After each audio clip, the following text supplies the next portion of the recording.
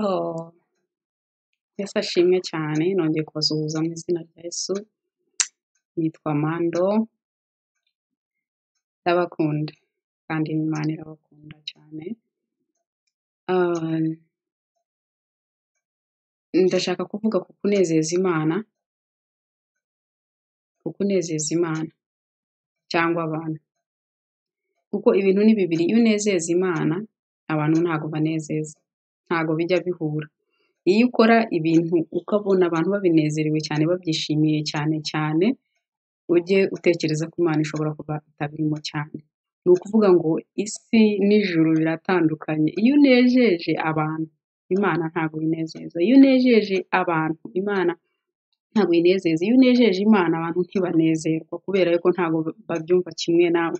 Ijambo ry'Imana riravuga ngo ntawe ukesha abami babiri. Ntabwo ushobora kugira abami babiri ngo bose ubanezeze. Ukunda umwe, undi ukamwanga, cyangwa ukita kuri umwe cyane, undi ntumwiteho cyane, bigatuma ntabwo byakunda. Ndashaka kuvuga rero ku kunezeza Imana, kukubaha Imana kurusha abantu.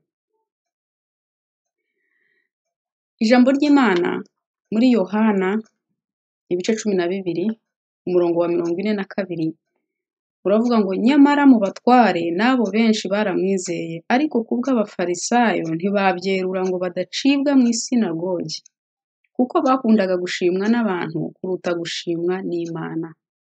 Abo bari abategetsi n'abatware muri icyo gihe cya Yesu, baramwizeye.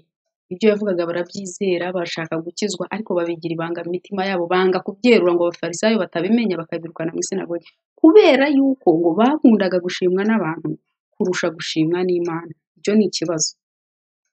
Iyo ushaka gushimwa n'abantu, ntabwo Imana muba muri kumwe. Ingororano zawe ni izo ngizo zibonera aho ngaho. Iby'abantu bitandukanye n'iby'Imana. Bene data rero, iyo unejeje Imana ntabwo abantu babikunda. Ndibuka mu mwaka wa 2013 hamwe na 4, guhera 2012 na 3 na 4, nari mfite umumotari wantwaraga, yankuraga ku gipangu mu gitondo, ku mugoroba akongera akamfata akaza akangarura. Twakoranye icyo gihe kirekire cyane. Njyaye umwana wanjye wa kabiri aza kumpemba, ko yanantwaraga ntwite, aza kumpemba we n'umuryango we baraza tuba inshuti. Umudamu we twajya tuvugana, abana bakansura nkabasura, mbese urumva ko yahise aba inshuti. Noneho rero nimutse ngiye ahandi kure, mba mugiye kure, sinakongera gukorana nawe, biba ngombwa ko mbona undi. Noneho ntitwongera kubonana guhera 2014 kugeza 2017. Tuza duhura hari byinshi byahindutse mu buzima bwanjye, kuko 2016 ukwezi kwa 4, uko kwezi guhera itariki ya mbere y'uko kwezi kwa 4 kugeza kurangiye, habaye impinduka nyinshi cyane mu buzima bwanjye. Imana imaze kunkurura ikangeza ahandi hantu yanshakaga, ikamenyesha ibyo nari ntazi. Navuga ngo Imana imaze kumpamagara, hari ibintu byinshi cyane yahinduye muri jyewe. Muri ibyo ngibyo rero harimo n'imyambarire. Navuye ku kwambara imyenda migufi, imyenda idafite amaboko, amapantaro, kwambara shanete, gukora imisatsi, kuyishyiramo amavuta yirambura, gusiga inzara z'ibirenge n'intoki n'ibindi byinshi cyane. Noneho mva muri ibyo njya mu kwambara imyenda miremire, kwambara uko Imana ishaka, uko yashakaga, nkora ibinezeza Imana. Noneho rero mpuye n'uwo mugabo, yansanze mpagaze ku gipangu cyaho nakoreraga, arishima cyane, turishima ko hari hashize imyaka myinshi cyane tudahura. Aravuga ati noneho ndagera ku Gishushu, reka mpakugeze, kuko njye ngiye mu mujyi, wowe ugiye i Remera, urareba uko ugenda. Ariko iyo minota mikeya cyane nk'itanu antwaye, yarimo kuvuga amagambo ejo ngo yeah disi ngo uzi ko imyenda migufi yakubera izi kanzu ndende wambaye zireshya gute ntabwo bikubereye pe yewe niba ubihindure ngo ugende abona utaberewe. So, uko yavugaga amagambo mu mutima wanjye njye nta jambo nigeze musubiza kuko nta nubwo yari azi icyabaye mu buzima bwanjye, ntabwo yari azi ko nahindutse, nta kintu nigeze mvugana nawe, ariko nari ndiyo ntekereza mvuga ndavuga nti ni uku nguku abantu bumvira amajwi y'abana b'abantu bagakora ibitanezeza Imana kubera yuko abantu bavuze ko ari bibi, kubera yuko abantu batabyemeye. Nabonye ko wumviye amajwi y'abantu ugashaka gukora ibyo bita byiza wajya kure no kunezeza Imana. Hari urugero muri Bibiliya rw'umuntu witaye ku bantu cyane ntanezeza Imana ari we Sawuli. Sawuli yabwiwe kujya kwica Abamaleki, abwirwa kurimbura buri kintu cyose, ajyana n'abantu be, ariko agezeyo abantu be batangira gufata ibyiza babishyira ku ruhande, ntiyababuza arabemerera kuko yashakaga kubanezeza, kuko ubuzima bwe yashakaga icyubahiro cyane imbere y'abantu be, nicyo yitayeho kurusha kunezeza Imana. Yica itegeko ry'Imana akurwa kuba umwami kubera iki yanejeje abantu. Samweli aje Imana imaze kumubwira ngo iricuza impamvu yakoze Sawuli umwami. Samweli yaje arakaye, ijoro ryose yaraye yibaza asaba imbabazi, aje guhura nawe Sawuli aramubwira ati yari amaze kumusuhuza ati nubahirije ibyo Imana yambwiye. Aramubwira ati uko gutama numva nukwiki. Uramubwira ati abantu banjye bashatse kuzana inka nziza, bashatse kuzana intama nziza, bagize ngo baze batambire Imana. Aravuga ati se kumvira ntibiruta ibitambo? Kumvira biraruta ibitambo. Kumvire icyo Imana ikubwiye ukagikomeraho biraruta ibitambo, kuko wumvishe amajwi y'abantu ntabwo wanezeza Imana. Niba ibintu ukora buri muntu wese yumve mu mutima we, ateremo itoroshi mu mutima we, ibintu ukora niba ari ukugira ngo abantu bishime ntabwo Imana ibirimo, niba ari ukugira ngo unezeze abantu ntabwo birimo, kuko nubona approval y'abantu ntabwo Imana izaba yishimye, kuko nta kintu ndabona kiri aho ngaho kinezeza abantu cyane ijana ku rindi bakishima ngo Imana nayo iracyishimiye. Ni ibintu bibiri bitandukanye, ijuru n'isi ni ibintu bibiri bitandukanye. Akenshi ibintu binezeza Imana bitandukanye n'iby'isi ireba.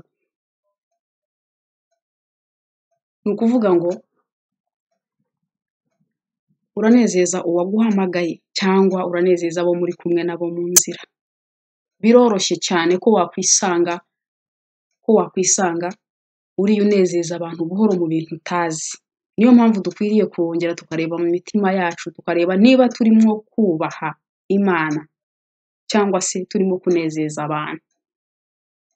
Igihe uhisemo kubaha Imana abantu bazavuga ibitandukanye n'ibyabo, bazaguseka, ariko wowe ingororano ushaka urazizi. Ingororano zo kubaha Imana, zo kumvira Imana, zo kunezeza Imana ni ubugingo buhoraho, ariko ingororano zo kunezeza isi no kumva iby'isi ishaka ugakora ibyo ishaka ni ukurimbuka, ni urupfu. Tunezeze Imana rero kuko ariyo izaduhemba, kuko ariyo izi aho izatugeza, ni nayo izi impamvu zayo. Tureke kunezeza isi. Ndibaza cyane, ni kenshi tujya muri miruwari, uriyo wambara mu gitondo wenda urajya ku kazi cyangwa urajya mu bukwe ukambara hehe, ugahindukira ukareba neza, ukabanza ukareba niba uberewe neza, ugatekereza n'uburyo abantu bari burebe uwo mwenda wawe, kuko uramutse uwubonye ucitse ntabwo wawambara kuko uzi ngo abantu baraza kubona ko ucitse. Mbese ukibaza ku buryo abantu uri bugaragare mu bantu, uri bugaragare muri society, uri bugaragare ahantu ugiye. Ariko nkibaza ni kangahe duhagarara muri miruwari ukavuga uti Imana, uyu mwenda ngiye kwambara uraguhesha icyubahiro? Uyu mwenda urakunezeza Mana? Mu gihe tutarabikora uko nguko rero ni ukuvuga ngo turacyatekereza ibinezeza abantu. Akenshi twambara ibyo abantu bashaka, dukora ibyo abantu bashaka, tukagenda uko abantu bashaka, tukavuga uko abantu bashaka. Kubera iyo mpamvu nta originality kibaho, tugenda duhindura, bikaba ngombwa ko twiga n'ibyo tutakize, tugahindura ubuzima ukuntu kugira ngo tunezeze abantu. Inshuti z'umusaraba, ntabwo uzigera unezeza umuntu. Unezeza umuntu Imana izarakara. Nunezeza Imana, abantu ntabwo muzabyumva kimwe, ariko icy'ingenzi ni ukwifata ku Mana akaba ariyo tunezeza, kuko niyo yaduhamagaye, ni nayo izaduha ubugingo. Umwana w'umuntu uzamunezeza, ariko iyo apfuye aba agiye. Nawe iyo upfuye uragenda we agasigara. Niwambara neza bazagushimira, bazakubwira ko waberewe, bizagenda, ariko Imana niba itabyishimiye, ingaruka ni wowe zizazaho. Tunezeze Imana rero, tureke kumera nka Sawuli. Sawuli yanejeje abantu kugeza no ku munota wa nyuma aciwe ku ngoma. Yabwiye Samweli, aramubwira ati mbabarira, nyubahiriza imbere y'abantu, basi mpicyubahiro imbere y'abantu, nyubahiriza imbere y'abantu, aho kugira ngo agwe imbere y'Imana nka Dawidi yihane. Yaravuze ati nyubahiriza, mpicyubahiro imbere y'abantu banjye, subira nayo nanjye nje kuramya Imana. Nuko yashoje. Dawidi yarihannye atitaye ku ki byose, yarambarara hasi arihana n'umutima umenetse, Imana iramubabarira. Sawuli ntiyababariwe n'Imana, kandi bose bari abami, bose barahamagawe, bose barasizwe amavuta na Samweli, ariko umwe yarababariwe undi ntiyababarirwa. Kubera iki? Umutima wa Sawuli washakaga, wanejeje abantu, ubuzima bwe bwari ukunezeza abantu, icyubahiro. Ariko Dawidi umutima we wari uw'Imana. N'ubu Bibiliya iravuga ngo Dawidi niwe muntu wari ufite umutima umeze nk'uw'Imana. Yesu ashimwe cyane. Ndakwifuriza kugira ngo uharanire kunezeza Imana, nanjye mparanire kunezeza Imana, kuko Imana yonyine niyo ikwiriye kunezezwa, kuko niyo izaduhemba kandi niyo izaduha ubugingo buhoraho. Imana yo mu ijuru ibahe umugisha. Ndabakunda. Shalom.